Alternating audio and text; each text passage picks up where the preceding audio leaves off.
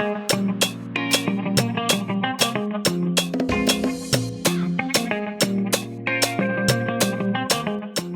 to Offshoot, the Fident Capital podcast with host Kevin Choquette. Offshoot is a curiosity-driven conversation that features a wide range of real estate and business professionals. In each episode, we unpack the knowledge, vantage point, and domain expertise of our guests. Then, we move beyond the facts and figures and dive into the personal habits and mindset which allow them to be high performers in their respective field. This podcast's objective is simple: supporting entrepreneurs, fostering relationships, and uncovering meaningful conversations that positively impact business.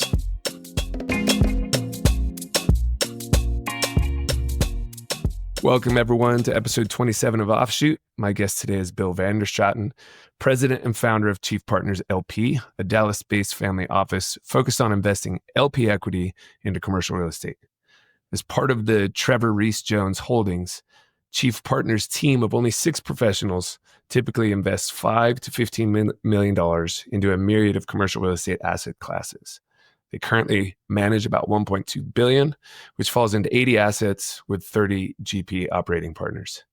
Since their 2007 inception, they've built over 8 million square feet of commercial real estate space. Bill's got a mountain of experience and expertise, plus a warm and approachable demeanor that has no doubt served him well. Before investing on behalf of this billionaire family, he worked with a foreign capital developer, a national REIT, and a private equity firm. This is very clearly not his first rodeo. He runs a small team that packs a mighty punch and makes what's got to be a challenging role sound like a walk in the park. Listen in as we cover topics that include the notion that you are a collection of the relationships and deals that you do, why holding too long is a common mistake that family office investors make, how family offices differ from other opportunity funds, how culture and integrity are essential to Chief's underwriting of potential operating partners. They appreciate folks who may have sleepless nights when things get off track. Where flexibility shows up as a competitive advantage for the family office equity, the merit of providing your potential investor an earnest assessment of risk, why Bill sees Chief as something other than a commodity capital provider, the respect that Bill has for the plight of the GP operating partner, the value of curiosity and leveling up your skills and understanding, why people remain at the heart of the real estate business due to the high degree of trust that's required to make investments, what a high idol, quote unquote, brings to your career, and finally, how a sailing analogy applies to the challenges of being an entrepreneur. I hope you enjoy the podcast.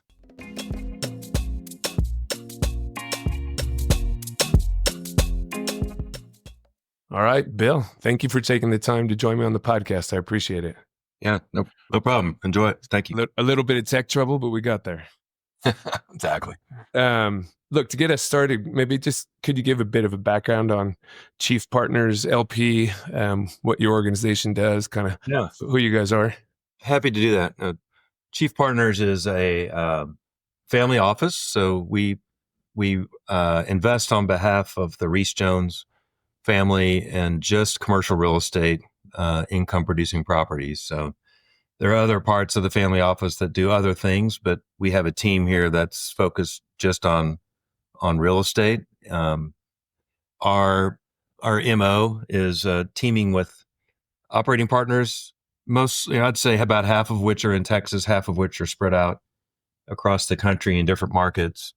And we focus on value add investments. And I guess by that, I mean anything that we're either creating from scratch or that we are repositioning or fixing or in some way adding value that would result in returns, greater than just stabilized, income type returns. And we're in, quite a few different product types. What we would think of as the 4 major food groups, office, industrial, retail, multifamily. But beyond that, we've done some land, we've done medical office, self-storage, data center, you name it. There's a few things we don't do, but we're always on the search for some sort of value add opportunity. And you guys, is that all like internal capital, or is the family office monikers used in a lot of different manners? And Yeah. I think there could be like multifamily offices or single family office. Are you guys accepting external capital as part of the capital that's going into the marketplace, or is it all internal funds? We don't accept outside capital as part of our investment dollars, but we team with other groups pretty often. I'd say probably 80% of the time we have groups that are in that LP position with us, and our partner will take on the general partner position and probably co-invest as well.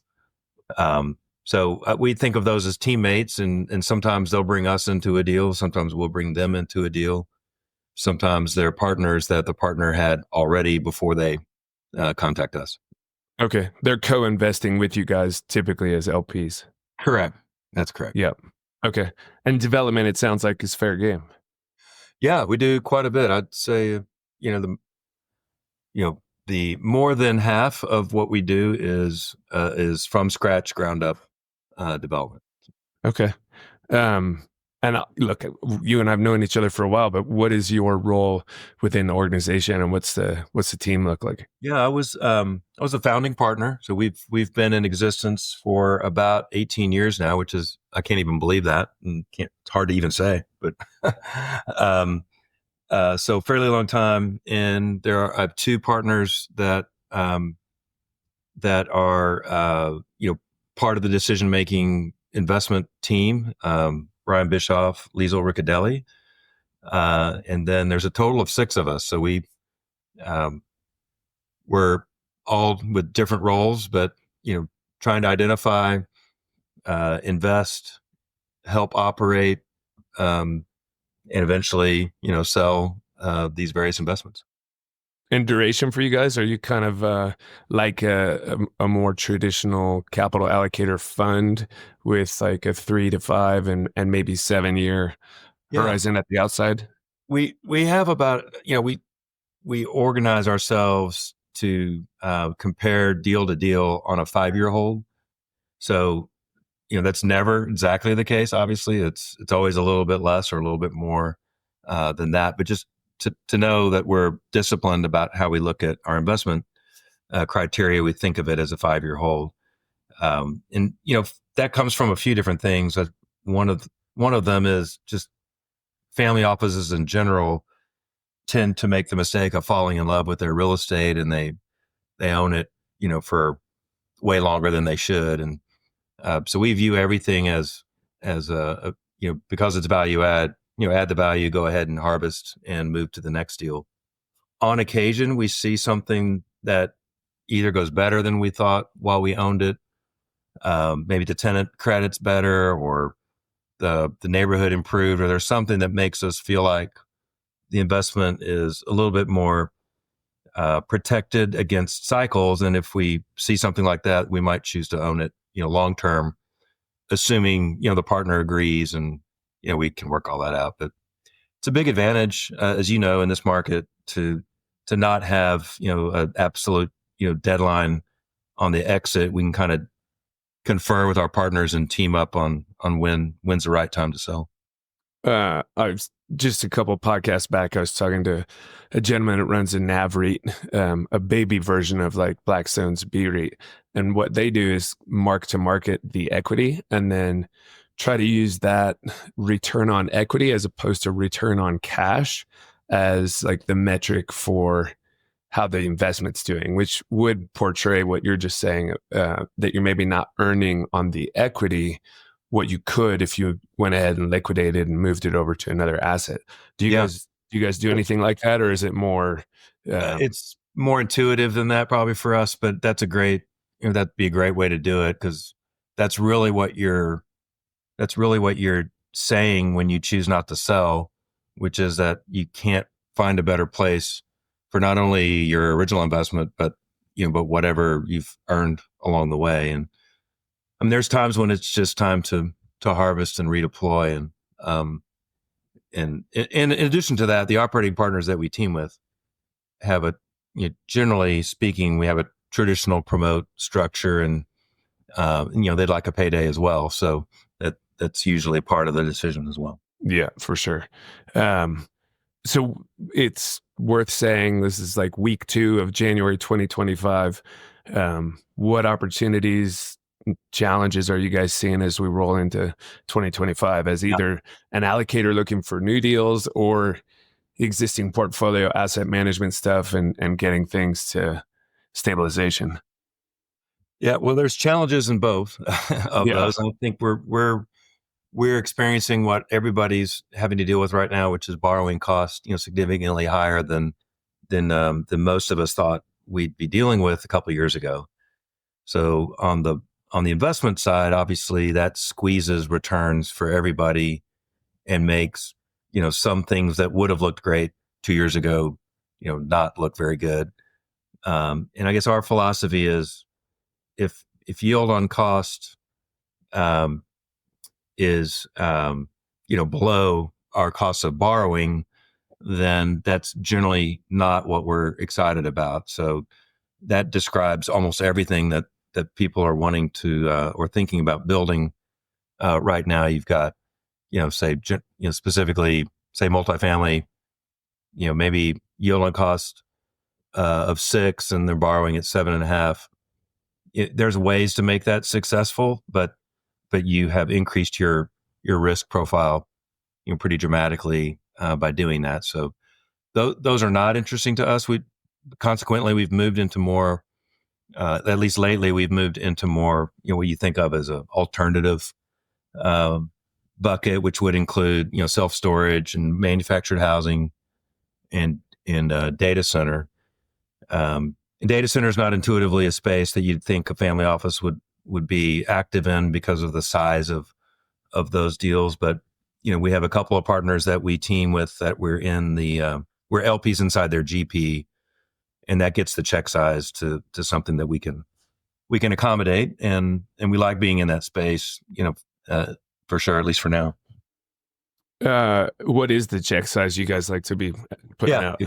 Probably should have mentioned that, but we're our size is generally 5 to 15 million on a per investment. We have multiple deals that are more than 15, multiple deals that are less than 5, but I'd say that's our sweet spot, is that band that keeps us in a smaller deal size, especially these days with construction costs being what they are.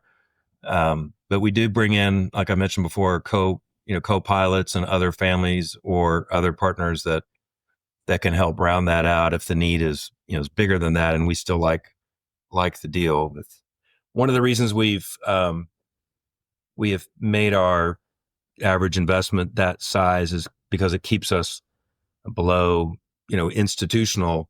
Our normal, I'd say our ideal investment would be something that we invest in that's not institutional, and while we and our partner owns it, we make it institutional for that exit. What's that look like for you guys? I mean, I understand, I think what you mean, but if you take an asset that's, let's just say, sub-institutional or not yet institutional, and transition it to an institutional exit or bring it to that institutional market, what kinds of things happen that transformation's taking place? Yeah, so I mean, the development part of that is it's kind of obvious. If you're just creating it from scratch, then just complete it. Yeah, you're hoping that you're making it an institutional product by the time you're finished, and that obviously that's the majority of the value add activity. We see on occasion, we have partners that bring us ideas, and I would say maybe repositioning an older warehouse into some sort of combination retail creative office. We've done several of those that the market seems to like, and that's the example of a repositioned deal that then becomes interesting, not because it was an old warehouse, but because you've created it, you've made it something different. Adaptive reuse and good enough revenue profile that they'll take it down. Yeah, it's a faster way to say that. Yeah. Well, it's all good. And then data centers, I'm curious about that. You're saying that those investments are large, and so you're in with the GP. At least I think that's what you said. How do you guys think about that market? I mean, I've heard there's I don't know that market, so I'll confess, but maybe there's like 1,300 data centers, and I don't know how many are being created in the 2024, 2025 time period, but it sounds like a lot of capital is going into that space, mostly supporting the AI sort of wave here. Yeah, I think there's two ways to think about it. One is probably everything that you know that's under construction right now would have otherwise been needed anyway, just because the cloud is expanding as rapidly as it is. But then you put AI on top of that, and it's sort of an exponential demand picture. Now, when you've been around long enough to see a few cycles, when everybody starts talking about something that has an insatiable demand, you should watch out. Pump the brakes, maybe. Yeah, exactly. So that's my natural reaction to where we are right now. But I would say it's probably premature to pump the brakes, but it's something to keep an eye on. And in the way we just describe it as what we're watching out for is, there will be, technology is pretty amazing. And it's, there will be changes in the data world that make this equipment smaller, make it cooler to operate than it is currently, less power intensive, and all those things will change the demand for space in the data market. We don't see that happening in the short term, but it will eventually happen. And so you just want to be careful that you're not caught with a $1,500 a foot data center, and nobody that wants it. Yeah. And I honestly don't know how that business works. When you build a data center and you bring all the cooling and power to the space and put all the racks in, are you just sort of leasing space, or for like whoever wants X number of racks, or do you lease the whole space, or how did it? I don't actually. It was described to me as I'm an old office hack. So somebody in the data world finally described it to me in a way I can understand, which is, you have data centers that are basically build-to-suits for specific users. And so you're finished. It's a discussion and a negotiation between you and the user as to how much the landlord is going to complete and how much the tenant prefers to complete. But it's basically the same conversation you'd have with a office building build-to-suit, and you get down to the tenant improvement allowance and how much is the landlord and how much is the tenant. The other end of the spectrum would be almost like an executive suite, where you're building the shell and you're creating, for lack of a better way to describe it, cages, and various tenants will come in and take down, pieces of the building and snap into, the infrastructure that you have provided, for them. So it's pretty dangerous to have me describing a data center business. Right. But the exit is, is it a BlackRock? Is it Blackstone? Is it an institutional buyer that's like, hey, we like this portfolio allocation, and whether you've done the executive suite model or it's built to suit for Amazon with a bit of customization, and they take it down? Like, I'm curious. Yeah. I don't know much about that market. No, you've got numerous data center funds that have been created, as well as what I think the institutional guys would call infrastructure funds. Okay. That can take on data as well as the other things that they do. So there's quite a few buyers for this product at this point. A lot of the, obviously, particularly on the build-to-suit side of this, you've got great credit. So that's driving cap rates down to pretty attractive numbers. Now, I would say one of the things that we think will change over time with data is that you'll see the yield on cost, start to compress as more and more people are getting into the creation of data centers. It'll, like it always does, everybody shifts to a certain sector, and it takes all the fun out of it. So yeah, it's probably what will happen here at some point. That number you threw out, $1,500 a square foot. I know we're just talking, but are they that expensive? They are sometimes way more than that, sometimes less, depending on what the customer needs are and kind of how much of it you're finishing versus the tenant. And are the debt capital markets pretty savvy on this product at this point? Meaning you can get 50-60% leverage and maybe do Yeah, it on there, there recourse basis. are sources for the debt. I'd say that some of them are traditional, some of them are maybe more debt fund um, type sources, but everybody's learning together along the way, and it's all the capital sources are kind of feeling their way around to make sure they're not in the danger zone. That sounds kind of fun. It's fun. It's challenging. I don't. It'll remains to be seen how long a group like Chief can participate in data center, just because of the challenges from the number of zeros involved. But, we'll we'll do it as long as we can. We've got some great partners that we've teamed with that we like a lot. And I think you said self-storage, which I understand, and then manufactured housing. Is that B2R, or was it manufactured housing, the third class? Yeah, manufactured housing is one of the alternative, product types that we've gotten somewhat involved in. Again, driven mostly by a partner that we feel like is great at it. We're a little different. We have, and I can expand on this a little bit, but the family has a foundation that is pretty active in making sure that housing is as cheap and affordable as it can be. And so one of the things we want to avoid doing on the real estate side is something that counters that mission. So we're not a buyer of existing manufactured housing with a business plan to jack up rental rates on people who can least afford it. And our business plan has been on manufactured housing to create new communities. So we think we're adding to the housing stock, and that's helpful. Still, obviously our goal here at Chief is, to make money for the family and for our partners. So that's job number one, but it's a nice, auxiliary benefit to be adding to that product type. And those take a while to get infrastructure in place. That's the biggest challenge in that product type is getting, basically, self-standing storm sewer,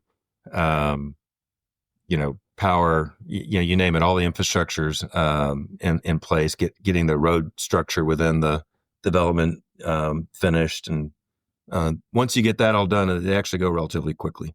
This manufactured housing is like modular, bring in the units, bolt them together, or is this, you've built the infrastructure and you bring in units on trailers, right? It's UCC building code versus HUD building code. Yeah, generally, I mean, the baseline business plan would be we create the pads and the customer buys their modular house and brings it to the site and plugs it in.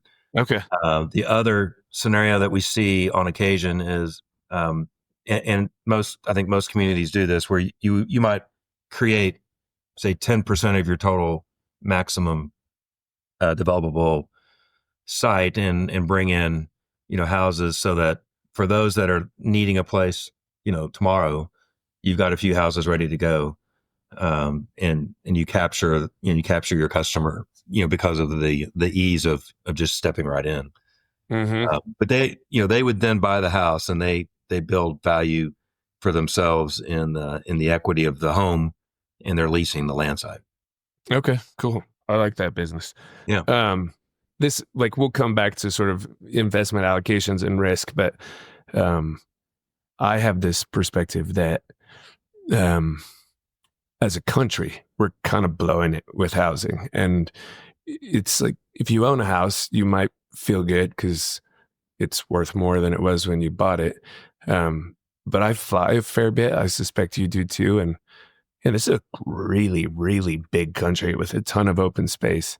And somehow the body politic has made it's less so, I think, in the fine state of Texas. I happen to live in California, where getting a permit is like requiring an act of Congress. But, we're grossly undersupplied. Rents keep going up. It's getting to where fewer and fewer people can buy homes. And I think it's really making a generational tension, and also sort of divestiture of like an investment in the American dream.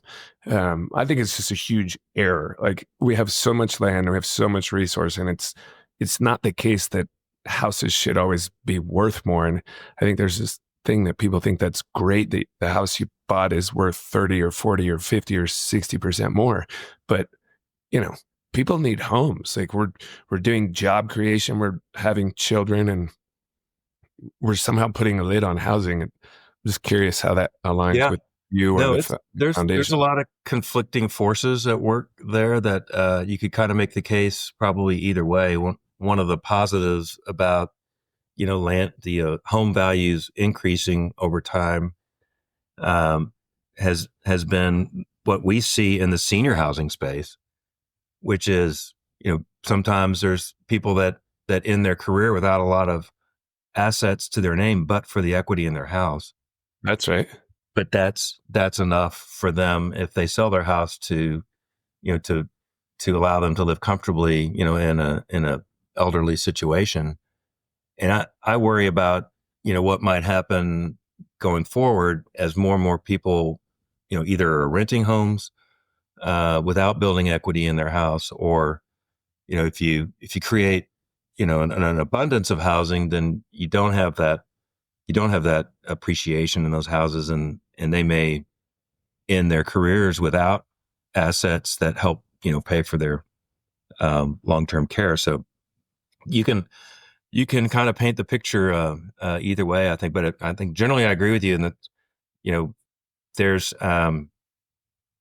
a number of things I think we can do to make the creation of housing, easier. And a lot of markets that are the most hungry, where the municipal governments are asking for more housing, at the same time, on the other side of the office, they're creating an almost insurmountable number of barriers to create it. So That's right. That's right. It's a real, issue.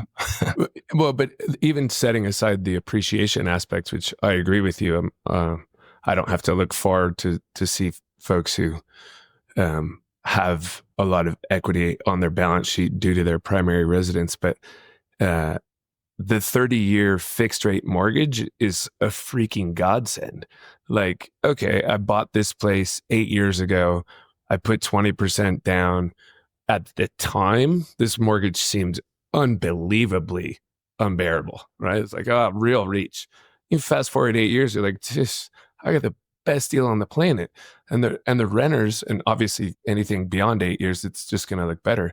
And the renters that entire time are dealing with, pick your climate, but 2 to 6 to more percent, rent escalation. And that, as a matter of public policy, it's like, hey, if somebody can come up with enough scratch for a down payment and could otherwise have access to federal debt that's non-recourse and fixed for 30 years, I don't know. That's kind of a personal thing. I feel like. No, I agree with you. I think, a huge percentage of the American population really needs a forced savings plan. And that's exactly what that is.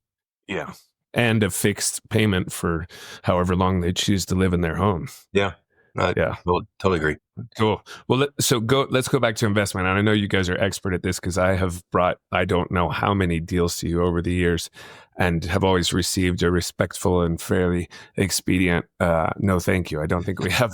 None taken. I don't think we have yet to put one on the board with you guys, but what do you think it takes to be, effective, if not amongst the best in this world of having guys like me and probably, not the brokerage world, but principals bringing you opportunities of every size, shape, and color, and being able to separate wheat from chaff, and then also like managing and mitigating risk once you've decided to make an investment. Like, where's the art in that easy layup, right? That's easy. Hey, we're going to bring you hundreds of deals a year. You're going to pick the good ones and not get blown up. Yeah, to a certain extent, it's almost we see a lot of deals as you know, and we're happy to do that. That's our job. But then when you think back at how many you see, when you do miss on one, you you're like, how is that possible? We looked at 300 and picked one. So we still missed. But, right. that fortunately has not happened very often. And I'd say if you think about, if your question is kind of like, what's the magic of deciding what you do and what you don't do from an What investor? makes you the best at it? Yeah, well, I don't think we're the best. We think we're pretty good at it, but the reason we're pretty good at it is our partners are really good at it, and we've done I think a pretty good job of figuring out, operating partner wise, who we want to team with, the culture, I guess, of those partners is really important to us, and I would say it's been described to me as, let's say a deal doesn't go as well as you'd hoped. There's some partners out there who would say, hey, I'm out of my promote and I didn't invest that much in that deal. I made my fees on it, and good luck, guys. And we're going to go to the next deal, and kind of leave you high and dry. And there's other partners that would, not even think about any of their own, metrics, and just say, hey, our partner trusted us and invested a lot of money in our deal, and we're going to make sure that they at least get it back, and hopefully make healthy return as well. So the staying up staying up awake at night kind of partner that's worried about their responsibility to make the deal work right. That's who we love aligning with. And I'd say beyond that, to ensure all of that, I think alignment is probably the word that I would use, and we use it around here, ad nauseum probably, which is, as long as you've got a great partner who really knows what they're doing, and then they're invested in real dollars in your deal, and they're experts in their geography and their product type, then you've probably got a pretty good recipe for a successful real estate investment, because everybody's incentivized in the exact same way. So the more you can align yourself with your operating partner and also the market, then the better you'll end up being. So there's a lot there. So the expertise and the geographic sort of knowledge. This is a longstanding multifamily developer in Dallas. Okay, I can check those boxes. The integrity or the character or the culture, as you said, prior to having a partnership with them, it might be a little bit like hiring an employee. They say the right things, but how do you try to get behind the curtain in the Wizard of Oz to say, like, okay, are these guys, are they who they say they are? Are they actually going to toe the line here, or like that seems challenging? Well, when I advise young people about their career as they're getting into this business, one of the things I try to remind them about is you are really just an aggregation of every relationship and every deal that you do going forward, and it's not that difficult to make a few phone calls and find out what you need to find out about just about anybody. And I'd say, there's always a network that you can access to find out, how your partner has behaved in the past, in good times and in bad times.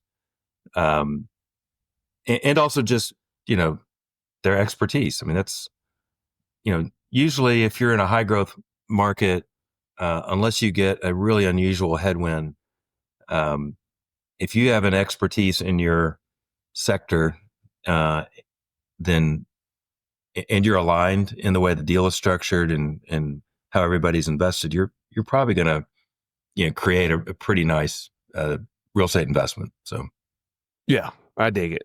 Yeah.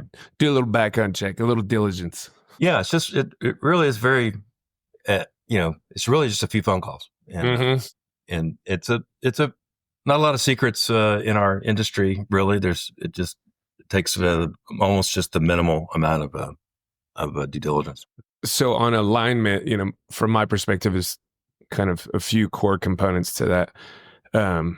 Meaningful co-invest. Meaningful could vary depending upon the net worth and liquidity of the the sponsor or GP fees, and sort of how those fees are paid upfront or deferred, and how those fees are proportioned relative to the co-invest, and then sort of how the promote or the sort of asymmetrical upside of the profits is allocated to the developer. How do you guys, like, what are there any particular aspects of creating alignment with your GPs or your operating partners that you find are kind of non-negotiable? Like, how do you make sure that you're shooting for the same apple?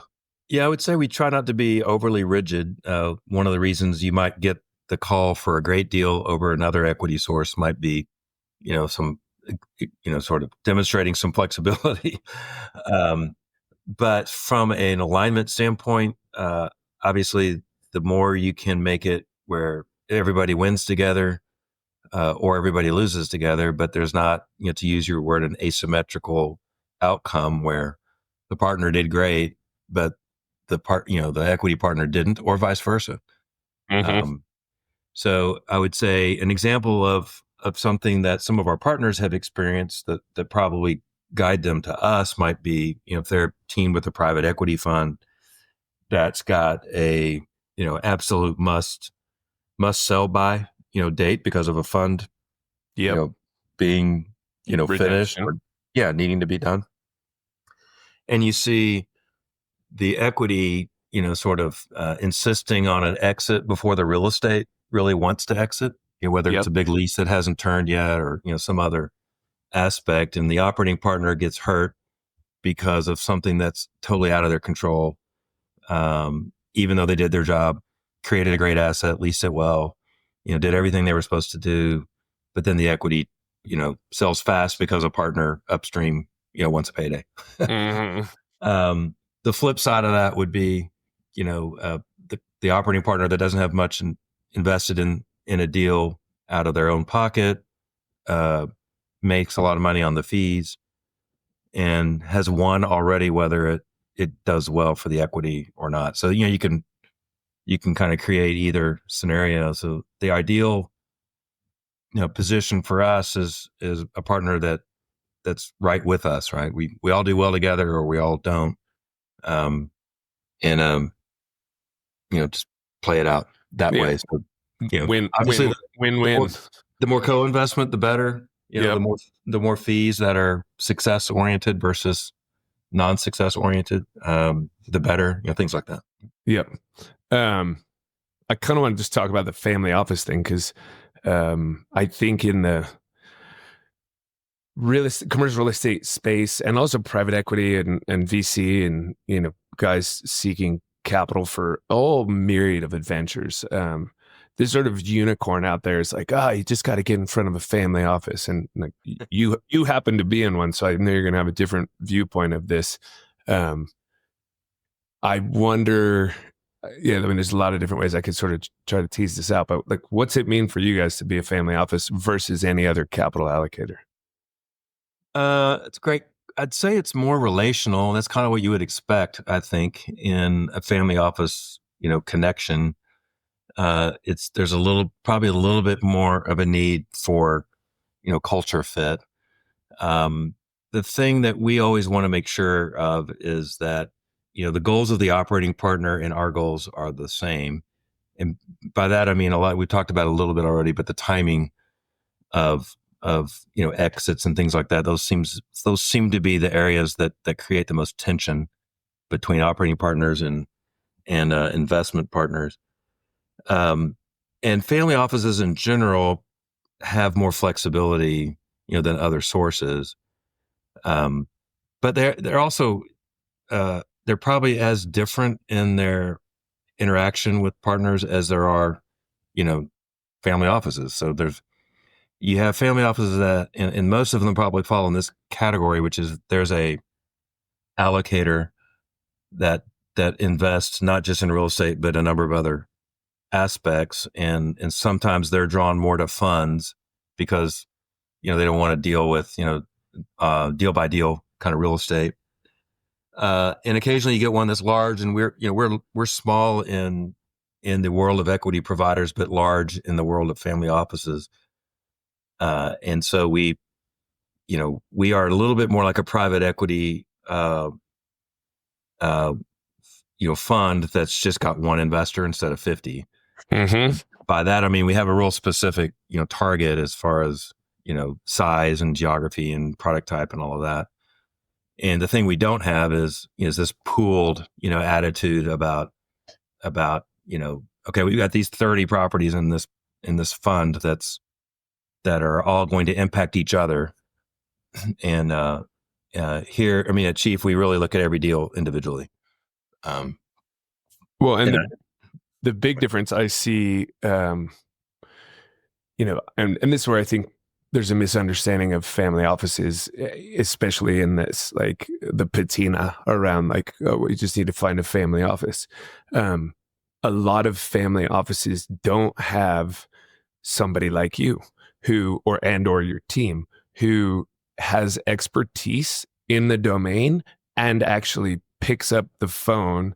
And I'm sure not all the calls, right? But like most of them, you'll triage deals to like you've got a mandate, right? And that's right. What I think happens,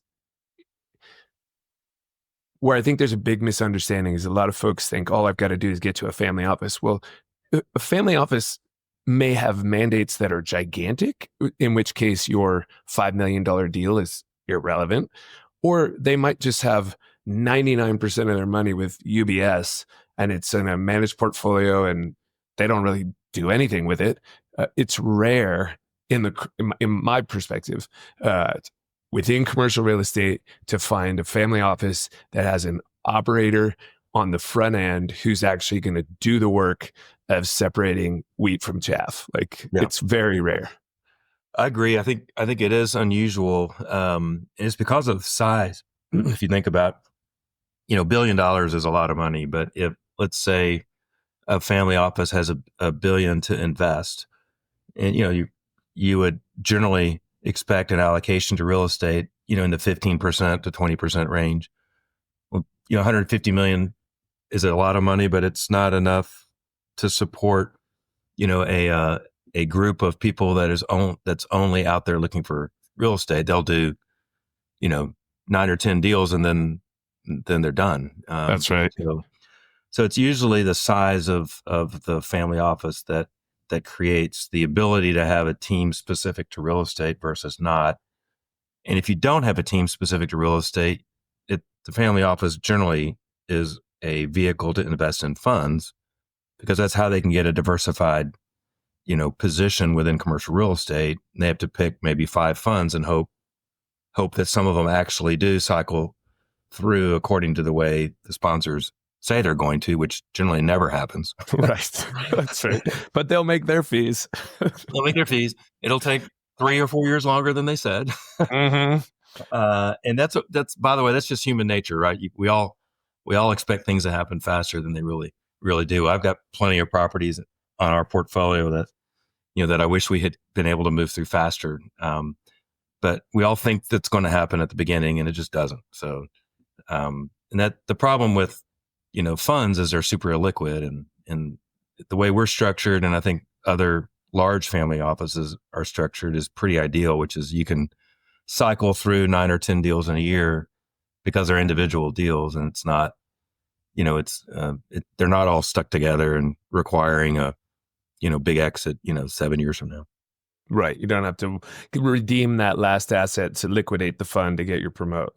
Correct. Yeah. So having seen, let's just say countless deals and or sponsors, and understanding that you guys aren't taking external capital, what are the do's and don'ts? Like what's you've sort of articulated like, hey, geographic expertise, domain expertise, a cultural match, which is to say like integrity and good character. So yeah.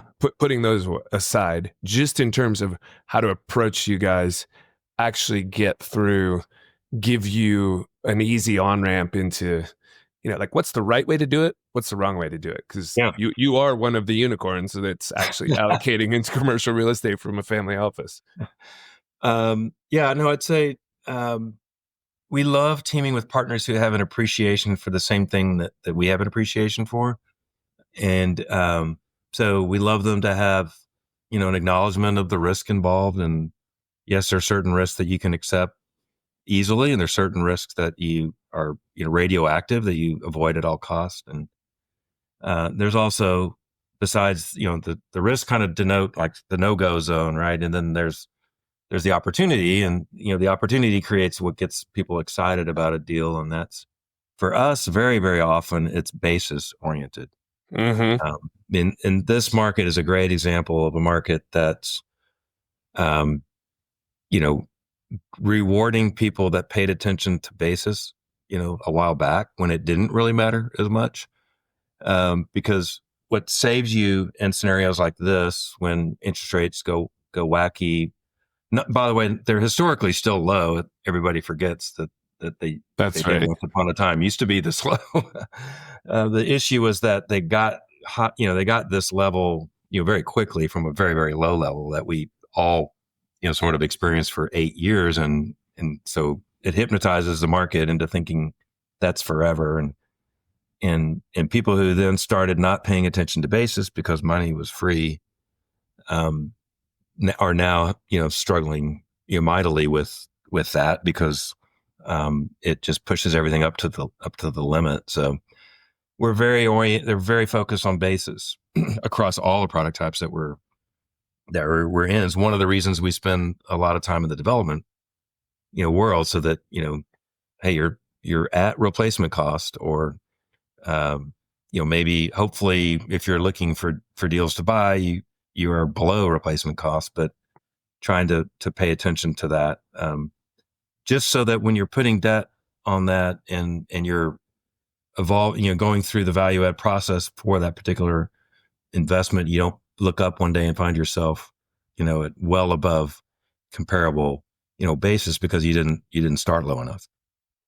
Mm-hmm. That's nothing new, by the way. I think, there's most of the investment world, is pretty focused on basis, but you just want your partner to be, operating partner to be as psycho about it, as we are. Right. But so identifying the risk, identifying the opportunity, having in mind to basis, any other like stylistic things, I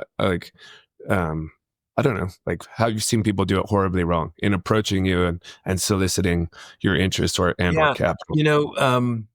This hasn't happened very often, but I would say there's been a few partners that, view the capital stack as kind of a, the equity partner is really just an expensive part of the stack. You got the lower expensive part of the stack, which is, primary debt. Maybe you have a pref equity or mezz position, and then you have your equity partner, and that's the most expensive part. And we view our partners as that, an actual partner where we all roll our sleeves up together.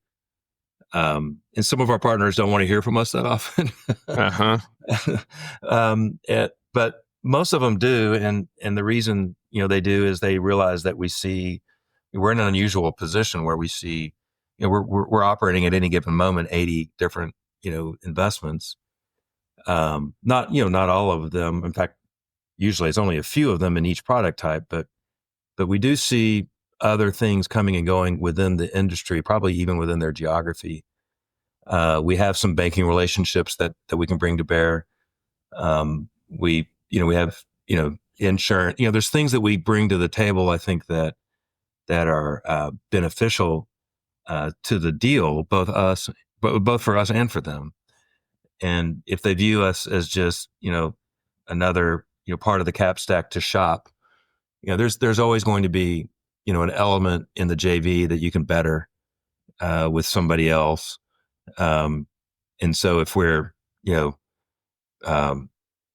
competitive, we're fine being competing, as equity partners on a great deal. But I think there's a certain point at which, there should be value in the relationship that is maybe worth a little bit more than the last dime on the table. And that goes two ways, right? That should be for us as well as an equity partner. And I think a lot of partners look at it that way because there's equity partners that view it very transactionally. versus relationship. Is the only way we can, operate, or I guess, oversee 80 different investments with 6 people, is to make sure that we have multiple deals, with the same partners. And so that creates a little bit of need for loyalty, both ways. Yeah. It makes perfect sense to me. And I think you guys have it right. I mean, the I'll say bank debt, but debt in general, the bottom part of the capital stack, even there, I think there are meaningful distinctions between lender A, B, and C based on some of the things you're talking about in terms of character, how they're financed, like how they behave. But that is way more commodity. The equity side, I've always said like equity is like trying to raising equity is like trying to make a match, like a marriage, and raising debt's like getting somebody to go on a date. It's much harder, but I think all of those intangibles are really Yeah. meaningful. And I think And that the guys that, it makes total sense to view it that way, because look at what a primary lender, makes on. They should be in a no risk position. that's right. I mean, do you blame them? No, I don't blame them at all. Like 250 basis points spread over, over their borrowing costs. I mean, they don't make that much money to take risks, so they should be in that position, and that is a little bit more of a commodity, scenario. I shouldn't say it that way. The bankers in the audience will cringe, when you say that, but because there's, like you said, there's a lot of ways you can have great banking relationships and others, that aren't great. But when you're in the first loss position, like we are typically with our partner, Yep. there's just a lot more to lose, and therefore you got to make sure you're getting paid for the risk that you're taking, and again, that's where that alignment comes in. Yeah. Let's shift over to team. You just mentioned it's a good segue. 6 people. So scale, like how does Chief Partners LP think about scale?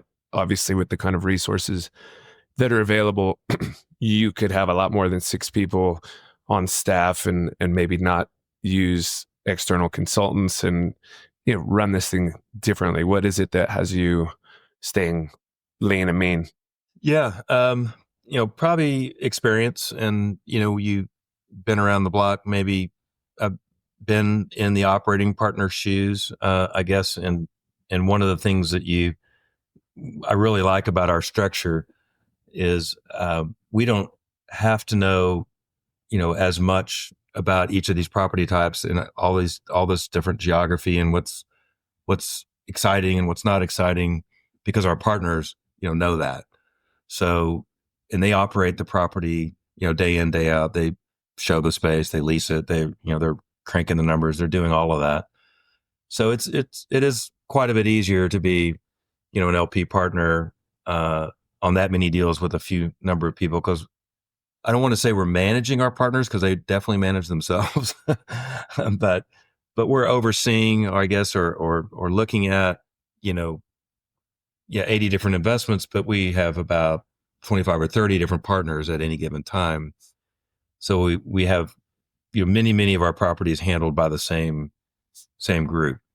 And that becomes super efficient. And that helps us from needing to be, 100 different, if we were trying to operate all these properties ourselves, and let's say we were allergic to, paying a promote, and had to invest the dollars ourselves and operate the deals ourselves, that would create the need for many, many more people, but also a lot less flexibility, right? You still can't know, data center in Atlanta and multifamily in Portland and office buildings in Boston, and you just can't know it all. So we're able to spread out the investment portfolio across, a lot of different exciting areas without having to have, 100 people.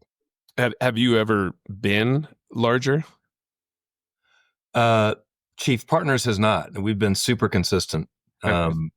from from day one. And I think that's one of the things that we have had a discipline about, which is, hey, if we get to the point where we feel like we just got to add a lot more people, then we probably should sell some properties. Uh-huh.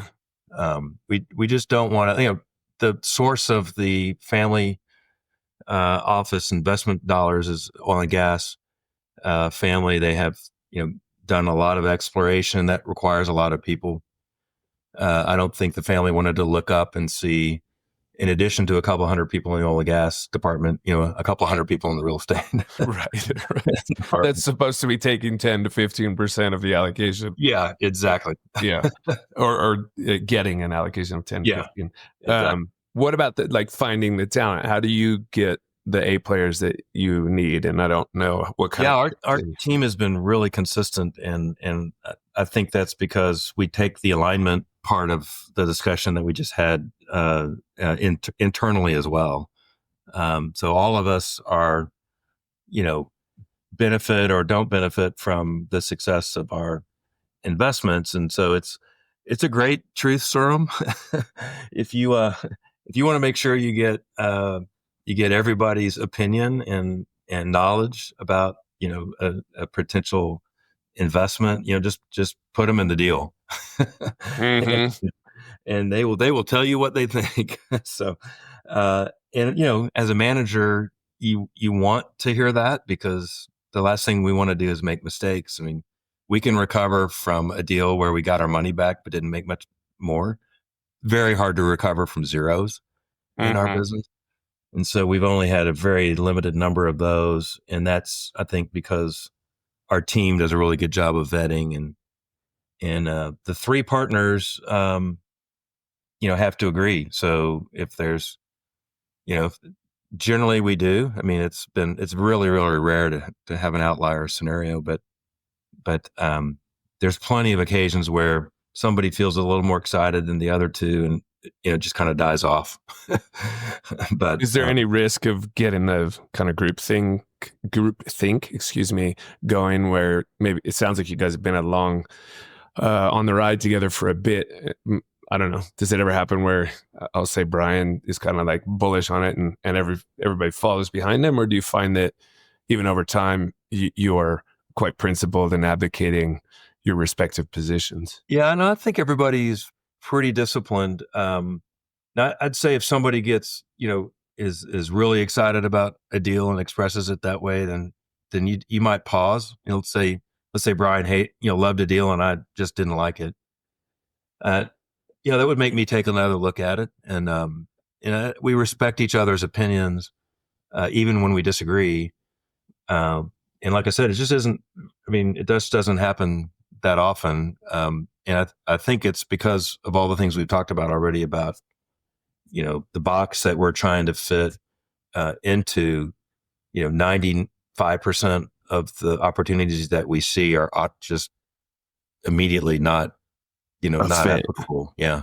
Yeah. So it's, we're discussing and thinking through a pretty limited number of opportunities, and many of which come to us from existing operating partners. And that's always an easier conversation.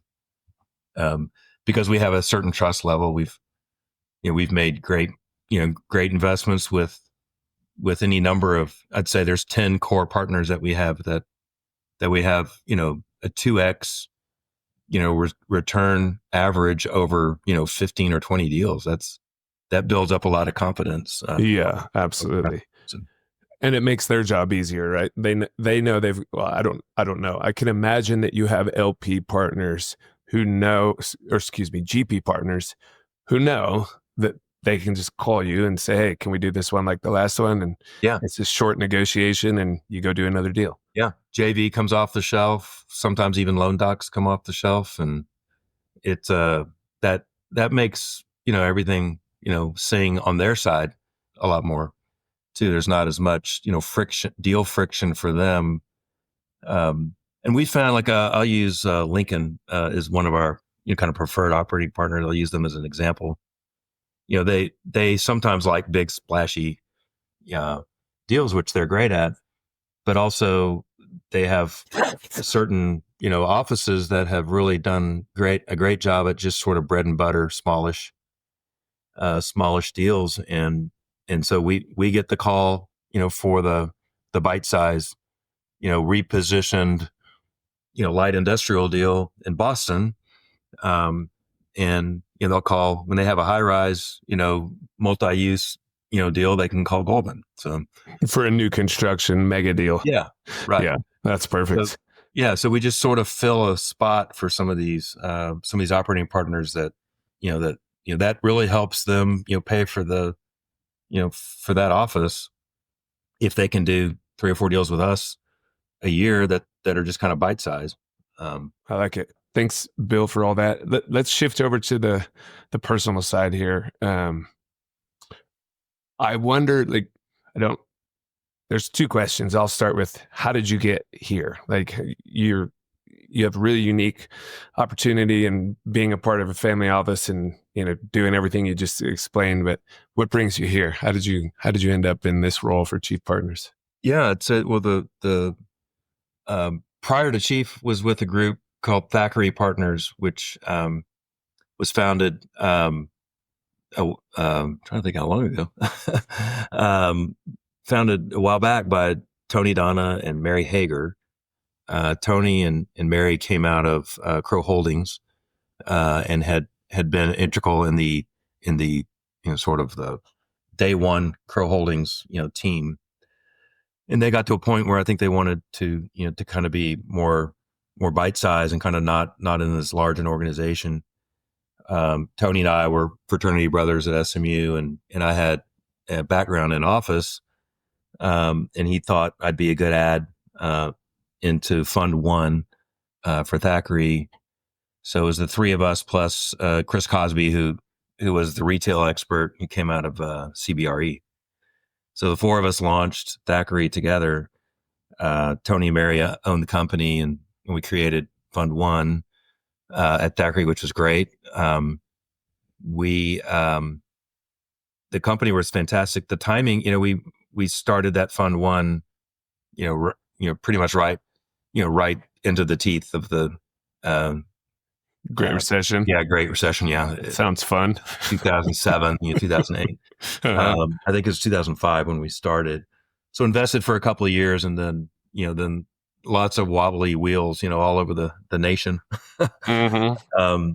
And to our credit, and particularly Tony and Mary, they returned all equity in that first fund, which was unheard of in that period of time, and they've gone on to raise another 6 or 7 funds.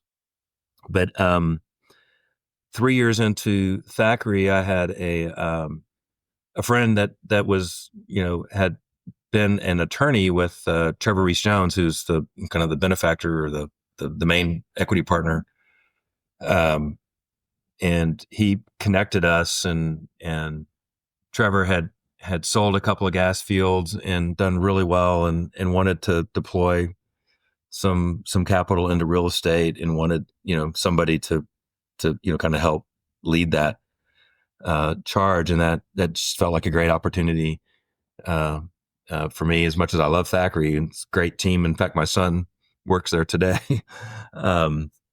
So think the world of them and their team and their investment acumen. A lot of our philosophies about risk and deal size and all that come from that period of my career. So we kicked this off. I would say one of the things that we laugh about sometimes is I was pretty sure we'd have to revisit how we structured this day one, and kind of unbelievably it's been the exact same from the very beginning, as far as kind of how it works internally, and then kind of our investment goals and structure, and the business plan that was created way back when we started is pretty much the plan that we executed, and it's hasn't varied in 18 years, which that's impressive. There's been, I'd put it more in the luck category. Well, that's a long run of luck. You guys ought to go to Vegas. Yeah, maybe so. It's been a lot of, it's been a couple of big cycles in that time period, but again, because our partners have been so consistent in how they, interact with us, we've been able to kind of achieve the family's goals, along the way, in, good times and bad. This is like very related question, but different. You come across obviously as a very capable gentleman, and I can imagine there are a whole host of things that you could do that are not commercial real estate. Why do you spend your days and your years and your career in commercial real estate? Yeah, I guess that probably rolls all the way back to the very beginning of my career. When I was growing up, my next door neighbor was a home builder, and so my parents thought would be a good idea for me to be employed, and so they asked my next door neighbor if I could jump in and just be basically clean up on site on construction sites. And, so you're basically cleaning up gypboard and, wood and trash and stuff like that. But along the way, just curious about how all this happened, I would always be peppering the superintendent about, how this happened and why you did it this way and all that. And I remember the guy, from the very beginning was like, you ask a lot of questions. You ought to go into this business.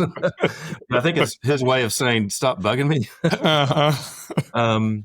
I ended up going to SMU after high school, and there were classes. Sometimes it's not what you pick; it's sometimes what picks you. And it was, looking back, kind of humorous, but I really hated accounting. I liked finance and I liked real estate, and a lot of other areas kind of just didn't excite me. And so it was almost by default. I ended up doing the real estate side, which was at that time SMU had quite a few real estate courses, and it was kind of early 80s. Huge exploding commercial real estate market locally. So the market was absorbing a ton of graduates into the industry, which changed pretty rapidly. So by the end of the 80s, it was just kind of falling off a cliff due to a number of factors, mostly the overbuilding that was occurring for a lot of people who were doing things for tax reasons. And the Fed changed the tax code, and at the same time oil went down and the banks went down, and it was just kind of a trifecta, especially in the South and especially in Texas, honestly. Yep. So that ended up being a long stretch of tough tough times, but you learn a lot when the market's down. You learn more, in fact, when the market is fighting you. When I got out of school, I worked for a group called, at that time was SPG International. It's since has become a group called Harwood International. They were funded, a Swiss family that was very active in Geneva, came over and kind of planted a flag in Dallas, and have subsequently done quite a few really exciting projects. And I worked with them for about a dozen years, but after the first 5 or 6, there was a long stretch of 3 or 4 where you're really just basically trying to make your grocery money in whatever way you could. It was brokerage, it was tenant representation, leasing, investment sales, just anything. And what was interesting about that is I learned a lot about a lot of different sectors just out of necessity. And then the REIT world kind of started cropping up in the early 90s. But by the mid 90s, there was a group called Car America, which was one of the Bill Sanders kind of created a family of REITs at that time, and Car was the office REIT, of the Sanders family of REITs. Prologis is still, the flagship REIT that he helped create back then.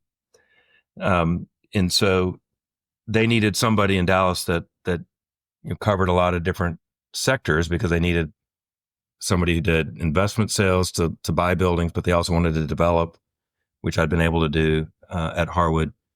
And for those that are familiar with Dallas, the area just west of the Crescent in Uptown is the Harwood district. And I was involved in the first 3. of those buildings. I laugh with people that, they're on number 12, or 13. So I wasn't all that integral to the, to that happening, but it was involved in the first few. Um, and, was able to jump in and be, both investment, oriented for car, through a public REIT, and then, did a lot of development with them as well. So those are really the four stops. It was at Harwood International, their capital source, then a REIT, which obviously was public capital source, then Thackeray, which was private equity, and Chief, which is family office. So I've had four stops in my career in four different sources of capital, which has been really interesting just to see how all of those different entities operate, what their goals are, what they consider success or not. And do you have a favorite? Not that you would be disparaging any of the other three, but do you have I've been the longest at Chief. All right, there you go. There's the answer. And that has definitely been my favorite, just because I've sort of probably had more to do with creating the team and the kind of the whole philosophy here. And it's like, so the phrase that was used early in the creation of Chief was, "You're going to have a lot of rope. You can create a noose or a hammock. It's up to you." So there's the question that I've asked quite a few people, and somewhere between sweeping up Gypboard and then running a multi-billion-dollar family office, you go from looking for your shot and waiting for the phone to ring to the phone rings all the time, and there's more inflow than you might literally be physically capable of navigating. It's just like the world has found you, and right, and you guys are unique. You have a flag in the sky that says we have money. I mean, that generally creates a bit of inbound deal flow. How have you managed that transition in your life, and how do you think about then and what that felt like, and now where if there's a challenge with opportunity, it might be that there's too much. Yeah. So filtering things, definitely is a challenge here. I do try to, sort of pull from experience, and particularly in my Harwood days, most of what, I did project leasing for existing office buildings that the team helped create, but also there were, investment sales things that I had to go dig up. And then there were tenant representation opportunities that I had to kind of, circle up. So you have an appreciation for how incredibly difficult it is to be an operating partner. When you think about the skill set, for that person who's, trying to create a company of, let's just say, multifamily ground up developer, they've got to keep a team going and fed, and they've got a payroll to meet, but they've also, got to go out there and find great sites and keep relationships with lenders and find equity and execute the construction perfectly and lease it. I mean, it goes on and on and on. It's just mind-boggling how difficult that is. So you have to, you have a full appreciation for that. And I think hopefully it does reflect in how we interact with those, partners. We're all creatures of our experience. And so that, I'd say, navigating, kind of the world of opportunity, I try to always remember, kind of how hard that is. And, the thing they should always be able to expect from us is just basic respect, right? There's a lot of, there's just a lot of different ways to make it in commercial, real estate. And, we're just one, right? We're just one equity source. There's, 7 or 8 major different types of equity you can go access for your deal. But just, we're all dependent on each other too. That's one of the things that's been great about this industry is the network of, friends that you make along the way. And, each of these steps that I took in my career were a result of a conversation with a friend who said, you'd be perfect for this. And, that's an important thing. And again, coach some of these younger, students who are maybe getting out of school and getting into the business. And, one of my pieces of advice is you really cannot overinvest in your network. And network sometimes has a negative connotation, like you're, not sincere in your efforts to, to build it. But I think if you think of it as just your group of friends that are in the industry with you, just, reach out and, fill your schedule with, breakfast, lunch, have a beer, whatever, just interact with people, because that's what, that's how you learn, and that's how you see new opportunities, both for yourself and your career path, but also your business. And it also makes it more fun. I mean, this is, if we wanted to have no fun, we'd try to be accountants. I probably couldn't have been one. Yeah, me neither.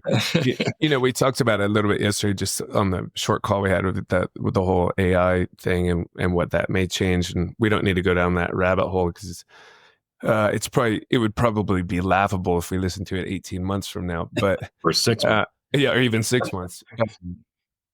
But my role is very much in the human domain, right? I have the GPs that you were just very deferential to, and I appreciate that, because I often think that developers are underpaid for the risk they take. They had to do all the things that you just said, and they have to have the right timing with things that they can't control, like the global bond market.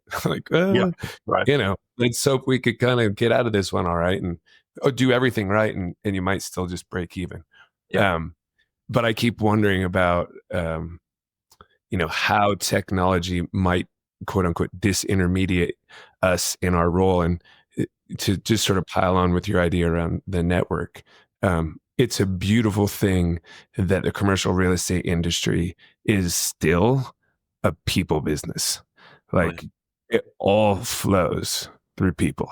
Yeah. And it's fantastic. I mean, there's a lot of other places where that's long since changed, right? It's just You're right. It's quantitative analysis and trading, or there's just a lot of stuff that just gets digitized and blown out. And I haven't seen it happen yet. It doesn't mean it won't happen, but right now, if you said, "Hey, I want a loan from Wells Fargo," and you went into 1-800 Wells Fargo, good luck. Yeah, right. Like, good luck. They don't even know where to send you. No. It's very much, It's people oriented, because there's so much trust involved, that you have to have some connection, to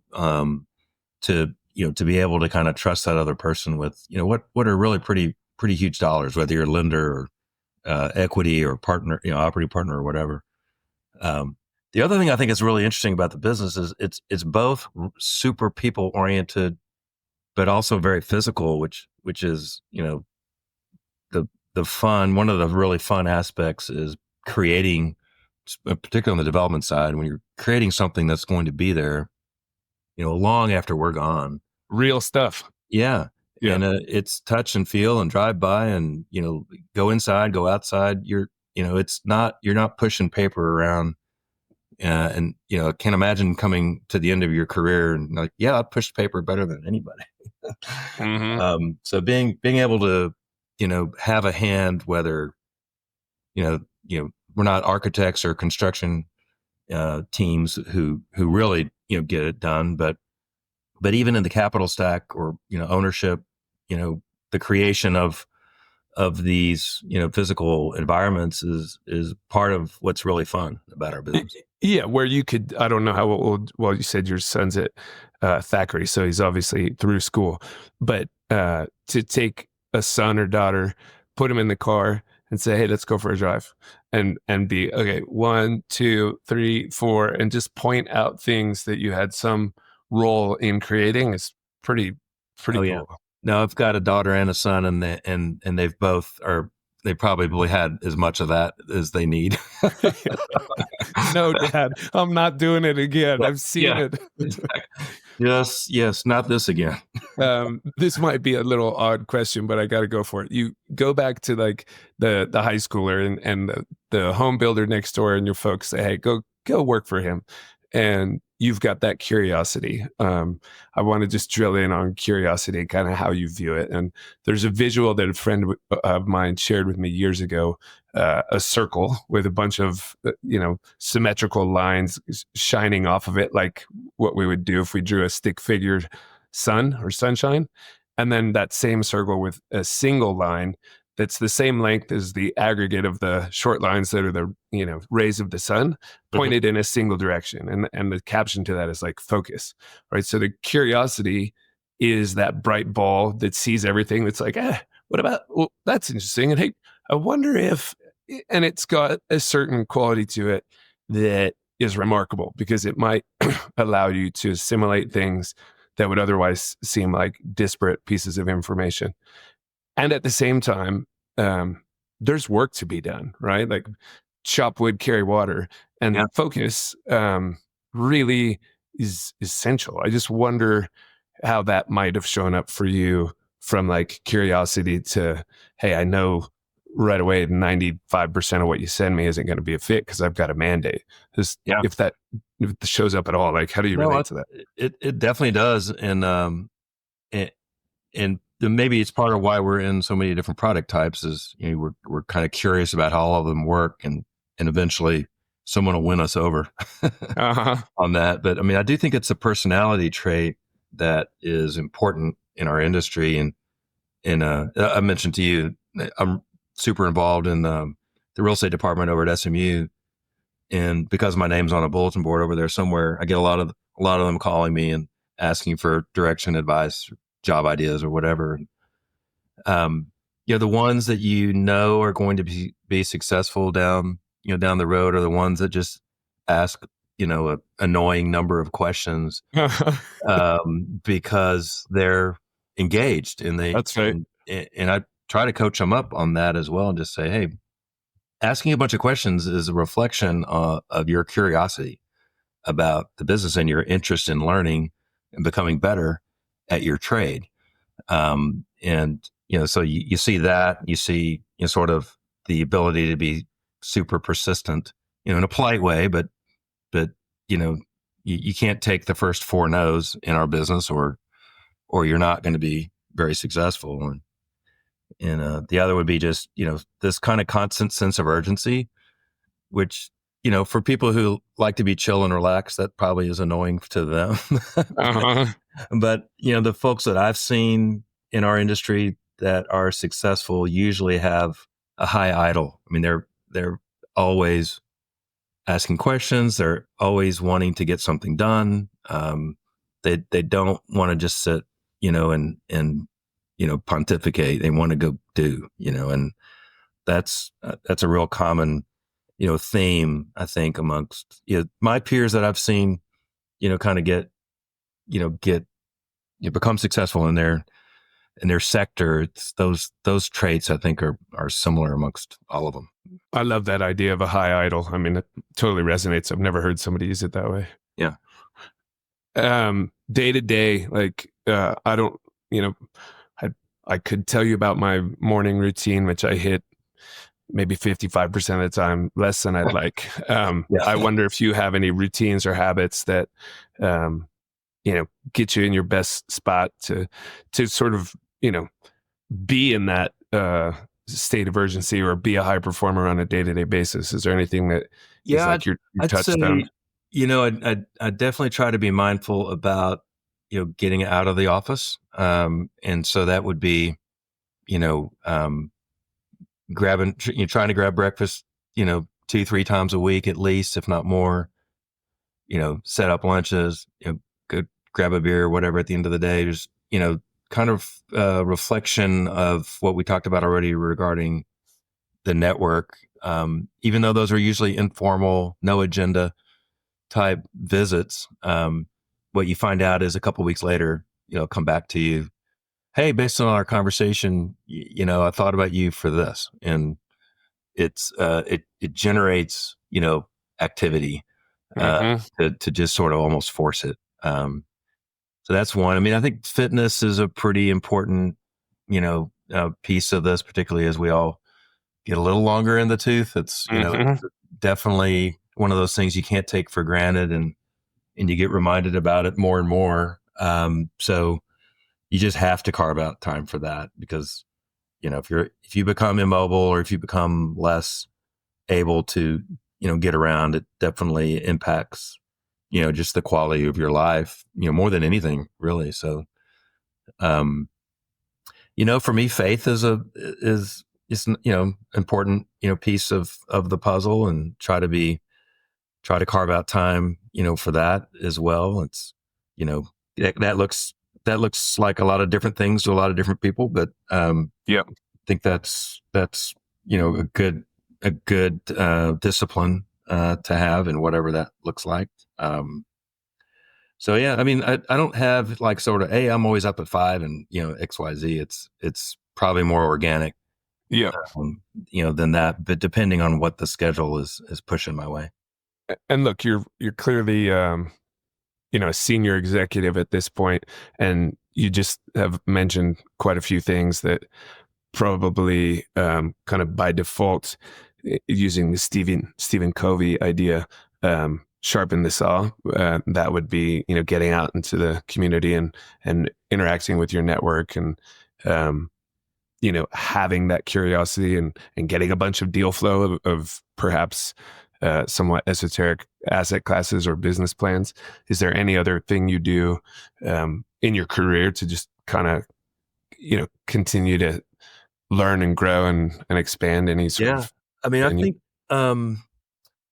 I've always been a joiner, and so by that I mean, if there's a certain cause that sort of resonates with you, or in my case, I'm on the board of trustees at SMU. I'm involved at the university, at pretty high level, and then, but also have been I'm the Goodwill board, and other, there's things that maybe along the way, I've been on all kinds of those things, right? So usually, volunteer organizations are always needing more help, and that besides feeling great about helping them out, it's again, as part of, like, if you want to really connect with somebody, work with them on a project where neither of you benefit at all, and that builds a team.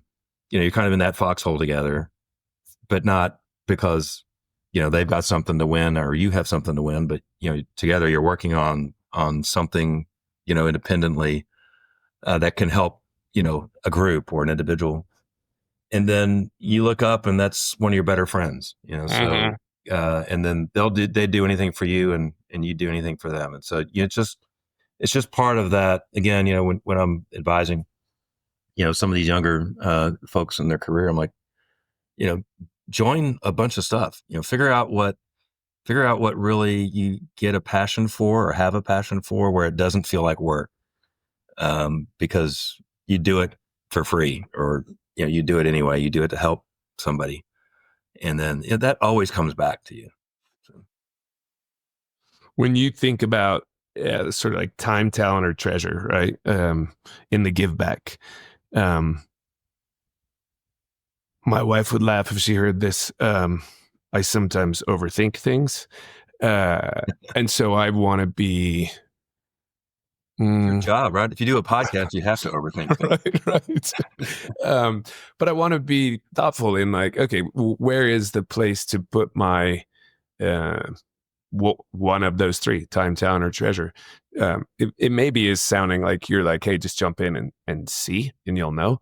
But I wonder for you, if you have, obviously you're good at extracting ROI on capital deployment within your day job. Do you bring any kind of similar lens to allocating to, I'll say, a social cause. I think I'm using that very loosely, and how to like get the most out of it. I mean, I think once you, let's say you get involved in one of these organizations, and I think you can't help but become an advocate. And then once you're an advocate, you're trying to figure out ways that they can do more for more people, or to be more efficient in what they do, or whatever skill set that I have that I can help, bring to the table is kind of what you end up doing. The treasure is always the hardest part, honestly. And a lot of those organizations, they live on that. They need that too. It's easy to say, oh, well, I'm going to give you my talent and my time. They do eventually need your treasure as well. And so that makes it work. And then that's always difficult because, there's always need way in excess of our collective ability to meet the need. But you just do the best you can. And so, yeah, I mean, I guess going back to the original question is, a lot of it is organic. You just get in and start paddling, and I think you see the opportunity for all of that, as you get into it. Yeah. You and my wife would get along. Just go do it. That's right. So look, I'll ask you a couple more questions. I'll let you go. I appreciate you taking all the time. For either you or the chief partners, what's on the horizon? What do you see or both, if you prefer, what do you see in 10 years out? Like, where are you guys going?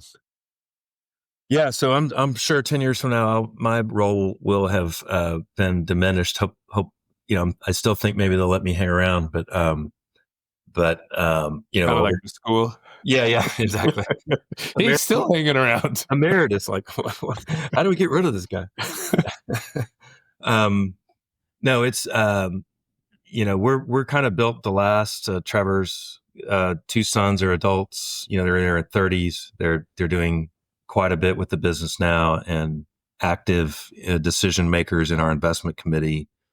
Brian and Liesel, have been there for a long time already. So we're all, it's the business that we've built, is capable of continuing, today, I think, without a lot of input from me. So, which I'm proud of, by the way. I think one of the things that we all want is to be a part of something that, that kind of keeps going.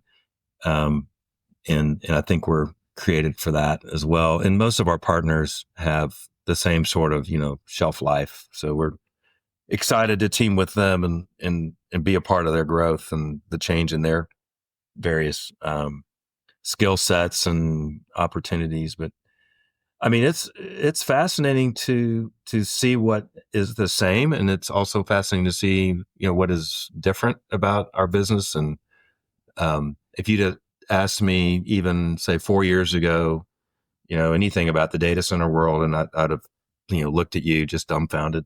That will change even more so probably in the next 4 years, that we can't, in ways that we can't even, predict. So there's, the interaction between our industry, which has been mostly, physical, and,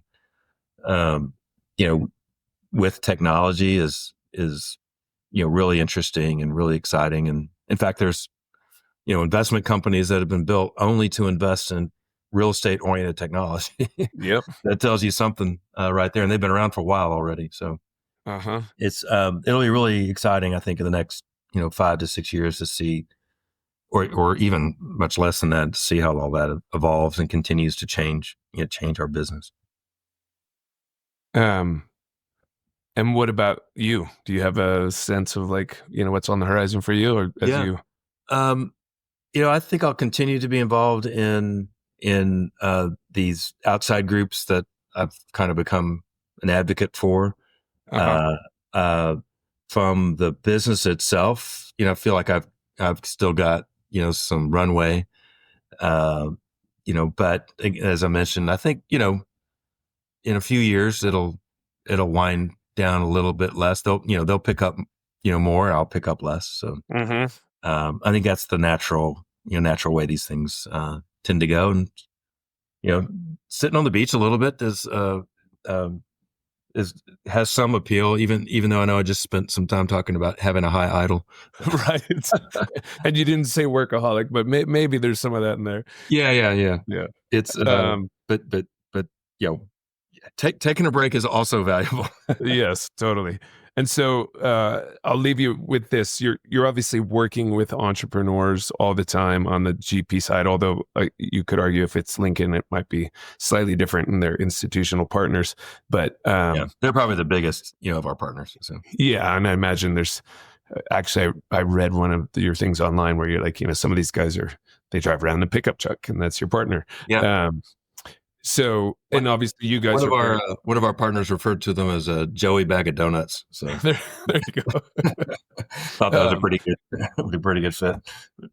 You guys are obviously very entrepreneurial just in what you just described with data centers. So any, thoughts for either the emerging manager, entrepreneur, the college kid who's just getting a start, or even a 20-year entrepreneur veteran who might be getting the shit kicked out of him right now? That'll be the one word that gets us on the explicit side of the podcast. Perfect. Yeah. But any thoughts on, like words of advice, like, hey, what might you share that you've learned along the way? No, I'd just say, we all get involved in our right in front of you business, the stuff that, it's on your head all the time. You can't shake it. You wake up in the morning thinking about, the to-do list for the day. But, I think specifically for entrepreneurs, just to spend some time trying to look down the road a little bit and try to anticipate as much as you can, what's coming your way.